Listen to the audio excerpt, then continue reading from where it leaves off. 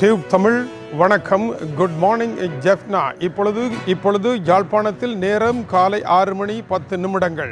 நல்ல செய்திகள். ஒன்று, முதலாவது, அமெரிக்கா ஈரான் பேச்சுவார்த்தையில் முதல் தடவையாக ஆயிலினுடைய விலை கடந்த மாசி மாதம் 28 டொனால்ட் ட்ரம்ப் யுத்தத்தை ஆரம்பித்த பொழுதின் பின்னதாக ஒரு பெரல் மசகு எண்ணெயினுடைய விலை $120 உயர்ந்தது. உலகத்தை இயங்க வைக்க முடியாமல் போயிருந்தது. இப்பொழுது போரை ஆரம்பித்ததன் பொழுது என்ன விலையில் ஆயில் இருந்ததோ அதைவிட குறைவாக இறங்கி இருக்கின்றது என்பது இன்றைய காலையின் முதல் மகிழ்ச்சி செய்தியாகும். $74 ஒரு பெரல் மசகு எண்ணெயினுடைய விலை இறங்கி இருக்கின்றது. இது உலக பொருளாதாரத்திற்கு பெரும் ஆறுதலாக அமையும் என்று செய்திகள் தெரிவிக்கின்றன. இப்படி விலை குறைந்தவுடன் உடனடியாக சந்தையில் விலை குறைந்து விடுமா என்றால், விலை ஏறுகின்ற பொழுது சந்தையில் அடுத்த வினாடி விலை உயர்வடையும். விலை இறங்குகின்ற பொழுது சந்தையில் அந்த விஷம் இறங்காமலே மெதுவாகத்தான் இறங்கி செல்லும். ஏனென்றால் விலையை இறக்குவதற்கு வர்த்தகர்கள் என்றுமே விரும்புவதில்லை, விலையை ஏற்றுவதற்கு அவர்கள் விரும்புவார்கள். இது உலக பொது நியதியாகவும் இருக்கின்றது. ஆனால் பொருளியல் நிபுணர்களினுடைய கருத்தின்படி இப்படி விலை இறங்கியதனால் இன்று சிக்கலை சந்தித்துக் கொண்டிருக்கின்ற உலக பொருளாதாரத்தின் மீது விலை குறைந்த ஆயில் மோதுவதனால் பொருளாதாரத்திற்கு ஒரு புத்துணர்ச்சியும் திடீர் அதிர்ச்சி வைத்தியத்தினால் அது சிலிர்த்தெழுந்து மறுபடியும் மலிவான விலையையும் பணவீக்க குறைவையும் ஆனந்த வாழ்வையும் அள்ளி தருமா என்றால், அதிசயம் என்னவென்றால், இந்த விலை குறைவானது உலக பொருளாதாரத்தை மீட்டெடுக்க முடியாமல் மூச்சிறைத்துக் கொண்டிருக்கின்றது. எனவே ஆயில் விலையை ஏற்றுகின்ற பொழுது உலக பொருளாதாரத்தை பாதிக்கின்றது, இறக்குகின்ற பொழுது அதனுடைய வீழ்ச்சியிலிருந்து அதை மீட்டெடுக்க முடியாமல் இருக்கின்றது என்பது மிக முக்கியமான விடயமாக இருக்கின்றது. இருப்பினும் இந்த காலை நேர செய்தியில் நாம் கண்டுபிடிக்க வேண்டிய முக்கியமான விடயம் என்னவென்றால், வல்லரசுகளும் ஆயில் ஏற்றுமதி நாடுகளும் உலக பொருளாதாரத்தை வளர்க்க உண்மையாக பாடுபட்டனவா என்றால் இல்லை என்றுதான் கூற வேண்டும். இப்படியான போர்களை நடத்தி ஆயிலினுடைய விலையை உயர்த்தி பொருட்களினுடைய விலையை உயர்த்துகின்ற வேலையை செய்கின்றார்களே அல்லாமல்,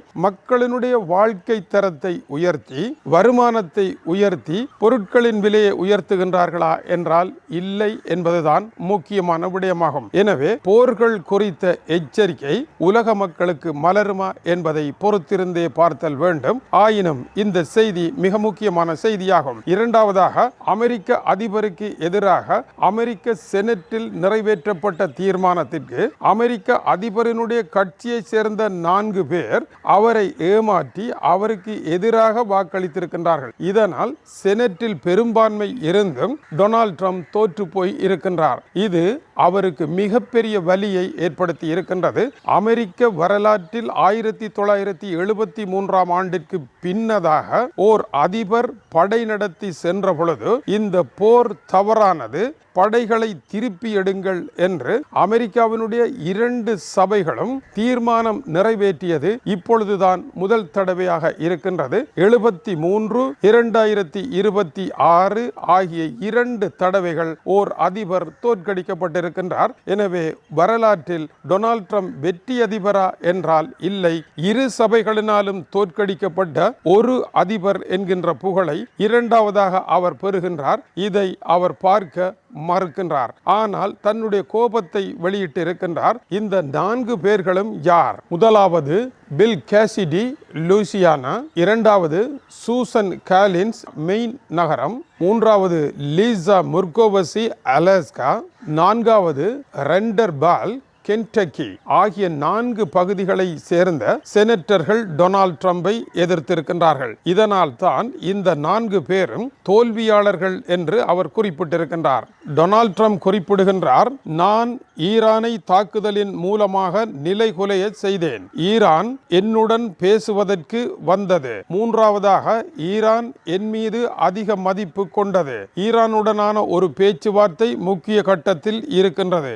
இந்த 4 சம்பவங்களும் நடைபெற்று கொண்டு இருக்க, நாட்டிற்குதவாத இந்த 4 பேர் தனக்கு எதிராக வாக்களித்திருக்கின்றார்கள் என்றும், இவர்கள் செய்தது என்ன, தன்னுடைய கொள்கையை தன்னுடைய போரை ஈரானே மதிக்கின்றது, ஆனால் இங்கிருப்பவர்கள் மதிக்கவில்லை என்பதை இது காட்டுகின்றது. இந்த செய்தியை இவர்கள் ஈரானுக்கும் உலக அரங்கிற்கும் எடுத்து சென்றிருக்கின்றார்கள். இதனால் யாருக்கு நன்மை?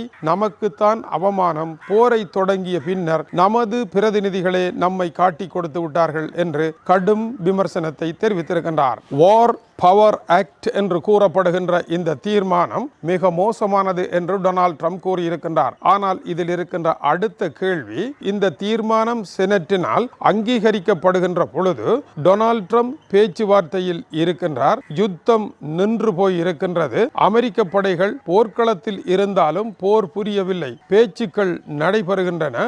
60 நாளில் அமைதி தொடப்படும் என்று அறிவித்திருக்கின்றார்கள். டொனால்ட் ட்ரம்பே கூறியிருக்கின்றார். இந்த நிலையில்தான் இந்த தீர்மானம் நிறைவேற்றப்பட்டிருக்கின்றது. இந்த தீர்மானத்தை இவர்கள் நிறைவேற்றாமல் இருந்திருந்தால், இவர்கள் இந்த தீர்மானத்தை மட்டும் நிறைவேற்றாமல் இருந்திருந்தால் அமெரிக்க அதிபர் ஈரானை தவிடுபொடியாக்கி இருப்பாரா என்ற கேள்விக்கு என்ன பதில் என்பது தெரியவில்லை. இது டியூப் தமிழனுடைய உலக செய்திகளுக்காக இலங்கை வடபுலம் யாழ்ப்பாணத்தில் இருந்து கீசே துறை. வணக்கம் உறவுகளே.